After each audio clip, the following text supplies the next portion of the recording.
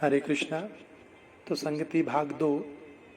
हम संगति के लिए बात कर रहे थे कि प्रत्येक भक्त के जीवन में संगति का महत्वपूर्ण स्थान है। संगति अगर अच्छी होगी तो भगवत प्राप्ति हो जाएगी। संगति अगर अच्छी नहीं होगी तो इस संसार में हम जैसे लगे हैं वैसे ही लगे रह जाएंगे और दिन ब दिन नीचे गिरते चले जाएंगे। तो संगति साधु भक्तों की होनी चाहिए। और कहा गया है आगे कि ज्ञान बढ़े गुणवान की संगति। अगर हम किसी गुणवान की संगति करेंगे तो ज्ञान बढ़ेगा। ध्यान बढ़े तपसी संग कीने। और ध्यान बढ़ता है, ध्यान में रुचि उत्पन्न होती है जब हम तपस्वियों का संग करते हैं, क्योंकि जैसा करेंगे रंग संग वैसा चढ़ेगा रंग। तो जब गुणवानों की संगति करी तो ज्ञान का रंग चढ़ा। जब तपस्वियों का हमने संग किया तो हमारा मन तपस्या करने लगा। तो ध्यान बढ़े तपसी संग कीने। ध्यान करने का मन तपस्या सा करता है। मोह बढ़े परिवार की संगति।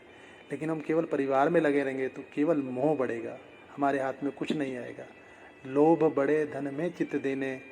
और धन में दिन रात धन कमाने की लालसा, धन को बटोरने की लालसा, यहाँ रखना वहाँ रखना, बैंक में कितना हिसाब करना, पैसे हाथ में रखा बार बार गिनना, ये भैया लोभ को और बढ़ाने वाला है। क्रोध बढ़े नर मूढ़ की संगति। और किसी मूर्ख का संग करेंगे तो ना चाहते हुए भी आपके अंदर क्रोध बढ़ने लगेगा, क्योंकि वे आपके सामने क्रियाएं कार्य ही ऐसे करेगा कि आपका क्रोध निश्चित रूप से बढ़ेगा। और काम बढ़े तिय का संग कीने। और काम बढ़ता है स्त्री का संग करने से, या धन का, परिवार का और मूड का संग करने पर भी काम बढ़ता है। काम दो प्रकार का है, एक विषय वासना और एक कामनाएं। कामनाएं कुछ खाने पीने की, पहनने ओढ़ने की भी हो सकती है। विषय वासना होती है संभोगित क्रियाएं। तो काम बढ़े तियों का संग कीने। बुद्धि विवेक विचार बढ़े। अब देखिए सबसे बढ़िया चीज़ अंत में कि ये जो वास्तव में संगति का फल है ये अंतिम लाइन में पता लग रहा है हमें। बाकी तो संसार में बांधने वाली चीज़ें हैं। ज्ञान बढ़ेगा तो हमें संसार में रखेगा, ध्यान भी बढ़ेगा तपसी तो भी संसार में रहने वाले हम, भगवत प्राप्ति नहीं होगी।